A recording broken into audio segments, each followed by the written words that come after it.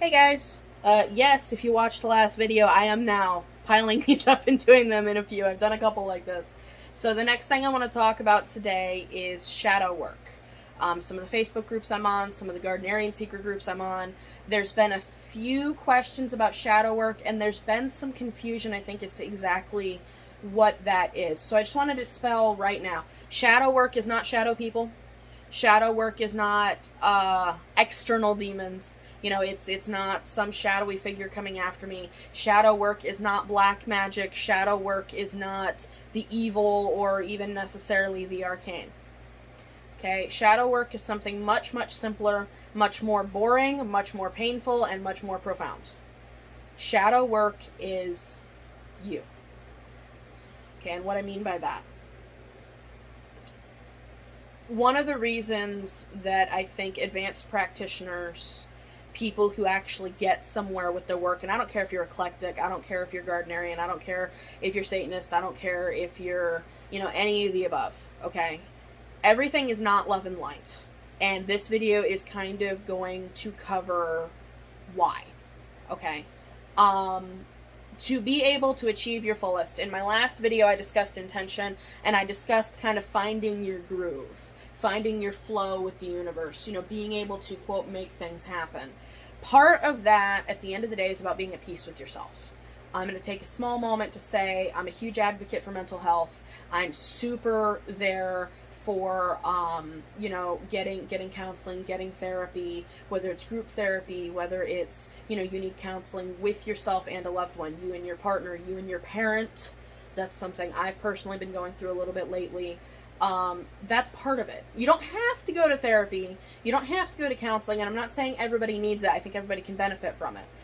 But at the end of the day, shadow work is, in essence, facing your own demons. Not everybody's going to like everything about themselves. This is not all love and light and rainbows and unicorn farts. It does not work that way. Okay, I work with nature, and sometimes things are born and sometimes things die. Sometimes things have really happy, wonderful days. I grew up on a farm. I literally remember romping with calves in clover meadows, and everything was softness and sunlight and good food and good water. You absolutely have those days. That cannot be every day. Cannot be every day. There were also days where we had animals tripped up in barbed wire, bones breaking out of their legs, and they had to be shot because they were in pain. Okay, that is nature. Okay, you are a part of nature. You can have your nice sunny field days, but you're also going to have your barbed wire days. Okay, and that's just the way it is. And that's not evil, it's not good, it just is nature. It is life. I got a little halo going here. That is just the way it is. And shadow work is about working with yourself. No one's perfect and no one needs to be. Okay, I talk a lot. You see my videos all the time, so all you see is me talking. I'm one of those people, I'll be in a conversation, I get really animated, I get really excited, sometimes I talk over people. That's not a great thing. But it is me, it is who I am. I understand this about myself, and frankly, it makes me a damn good teacher. I give good lectures, I explain, and I've started doing videos, which is great, because you can't actually talk to me directly, so I can just go. But for example, that's shadow work. As a kid, I was constantly told, you talk too much, you never shut up, why can't you just be quiet? And as I've gotten older, I can have my quiet moments. I can sit on the porch with a cup of hot tea and just watch the sunrise, where I maybe couldn't have handled that as a kid. I'm probably a little ADD or something. I've never been exactly diagnosed, but in looking into those things, as a child, I had a lot of personal trauma, and I'm going to get a little personal here. I had a parent that was always like, why don't you ever shut the fuck up? Why don't you, can you get out of my face? I don't want to hear your voice anymore.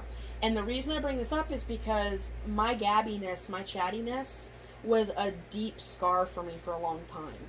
One of my big things coming into my training, learning to teach, learning to be an elder, I didn't want to talk.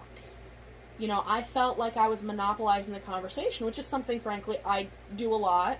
Now, in social conversations, I will put a cap on. I'll go, oh, I'm sorry, you talk. I'm still not perfect with it, but I'm aware that I do it. And then I discovered that as a teacher, I orate really well. So what I've done is I've structured my classes kind of like a college class. If you've ever been in college, the professor talks, depending on your teacher, for an hour to 3 hours straight. Well, then I make sure I have a question and answer session with my students. So I talk, I have all these points I want to cover, I have what I want to say, and then I make sure I give my students the opportunity. But I've created a situation where that negative aspect about myself can be embraced to its fullest, can be understood. Frankly, I don't think I'll ever stop cutting people off when I talk to them. It sucks. I'm sorry. I apologize to the people I love all the time. But I make the attempt. You know, I drive my husband nuts all the time. I think our biggest thing is, well, I would have liked to finish my sentence. I'm sorry. You know, but he knows I try. Okay, you're never going to eliminate all the wonderful, horrible things about yourself. One, finding someone willing to work with your bullshit. We all have bullshit. I don't care who you are. But also, you know, he knows I try. He knows I care. When I was younger, I didn't know the difference. I would just fucking talk. I didn't care if I cut you off, and I'd keep going. And, you know, I had to learn, well, that makes people think that you don't care about their opinion. Okay? All this about me can apply to yourself. Anything to do with yourself. Everybody has at least one really annoying, really horrible thing. Now, it can be something as powerful as, say, addiction. Okay, it's really hard to find an upside to addiction, but you can go, okay, this is a problem I have, and work on it. That's shadow work. And for some people, it's a lot harder than others. Some of us have some deeper skeletons. Myself and a lot of people I know, we've been through some heavy abuse. We've been through some shit. I have someone really close to me that was literally beaten within an inch of their life on a regular basis as a kid. Okay, their shadow work does not necessarily look like Susie's shadow work, the lady down the road, who I've made up. That's okay. Shadow work is deeply personal. It's deeply, deeply personal and individual. Okay? But it's about looking within yourself, because here's the thing. That last video I talked about finding your groove, and I kind of glazed right over it. That last video I talked about finding your flow with the universe. You need to know who you really are. You know, a lot of old occult lore and a lot of video games and a lot of things cover the whole, well, a name has power. Well, who are you? What are you?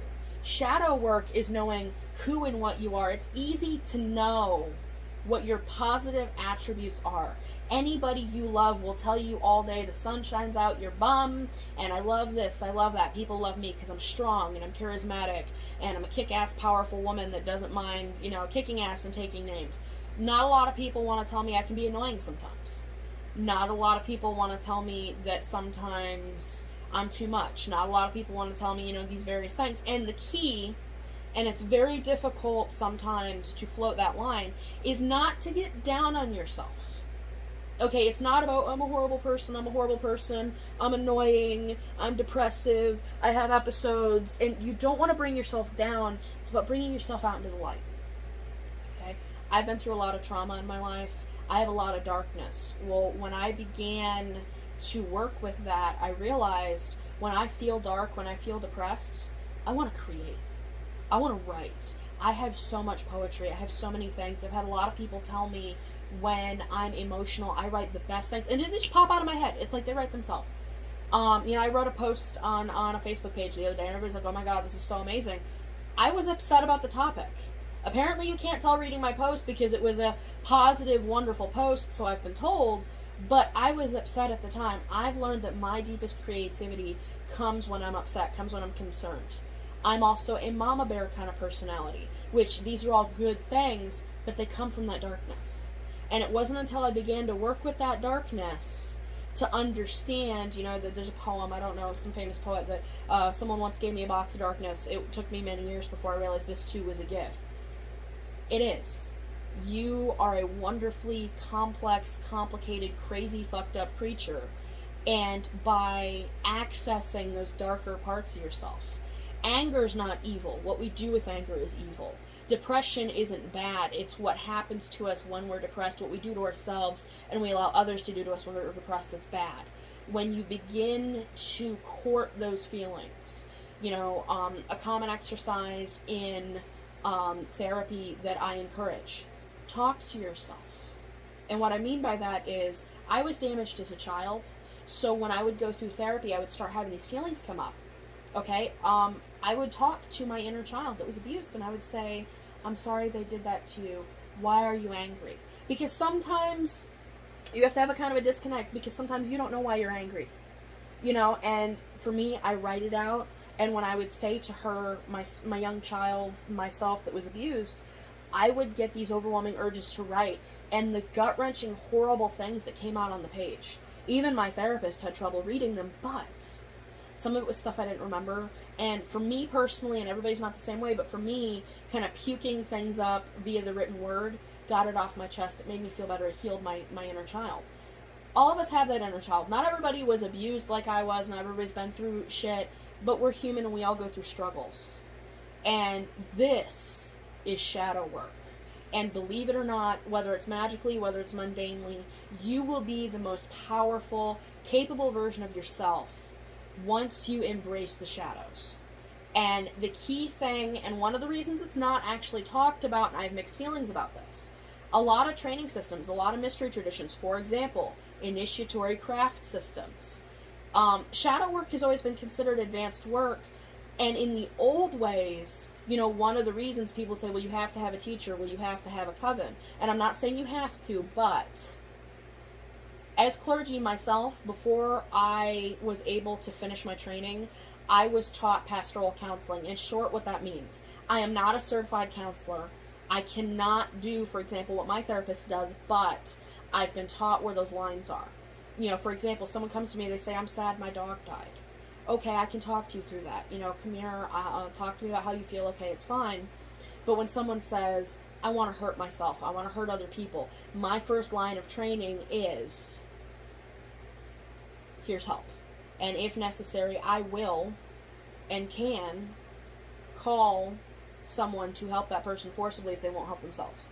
You know, for example, I don't want to Baker Act people, but if I think someone's legitimately in danger, I can and I will. Shadow work on your own is risky because you can't always know where those lines are.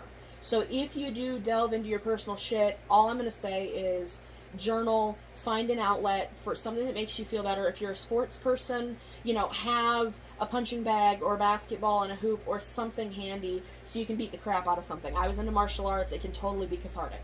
I used to go beat up the Bobs all the time when I was having a bad day. And, you know, it's a good outlet, and I always felt better. You know, if you're a writer, like I tend to be, like I am, have pen and paper handy. Make sure before you get into this, you have a journal, you have a nice pen, whatever you need, you know, whatever your thing is, make sure you have kind of what we refer to as an emergency box. You know, what's your emergency doghouse? What do you need? What are your comfort items? What do you have to have handy? Now, I will say to you, if it's a person, you may need a therapist. You know, you cannot rely on one person in your life, like a brother, sister, friend, mother, whatever. You know, it's one thing to talk to them sometimes. If you find that you're having to talk to them multiple times a week, all the time, and you can't get through this alone, I definitely encourage therapy. Even if you didn't think you needed therapy before, if you get to that point, I encourage you to seek therapy. Most counties, most systems in the United States, I don't know if you're watching this outside the United States, have resources. And if anybody has questions and thinks they need help, please PM me. If you're anywhere in the United States, I can help find something out. And if you're not in the United States, especially if you're UK or Europe, I have colleagues I can ask. One of the benefits of belonging to a group, just saying, that I can figure out at least kind of what direction to point you in. But it's hard. It sucks. A beloved teacher of mine once said, it's like crawling on your hands and knees naked through broken glass. I'm here to tell you that on any spiritual journey, it's not always going to be sunshine and rainbows. Some of this is going to hurt, and it's going to hurt a lot. But if you can get through it, you will be the better for it. And that itself is shadow work. And it's not what a lot of people think. It's not what a lot of people want to hear. One of the books I recommend, and you're not going to hear me recommend books super often. I've been asked to do a video on them, and we'll see what happens. But there's a book called When, Why, If by Robin Wood. I think it's Robin with a Y. It's a blue cover with, I think, a Viking ship on the front of it. It is a personal inventory ethics workbook. Basically, and it's only for you, and you're not to share it with anybody else necessarily. I mean, you can. Be great to take to your therapist. But it's an honest inventory. How do I feel? You know, if I found a $10 bill in the street, would I pocket it? You know, would it make a difference if someone else was around? You know, and I encourage you at some point to look into those things about yourself. You know, for example, when I was a really, really little kid, lies were bad.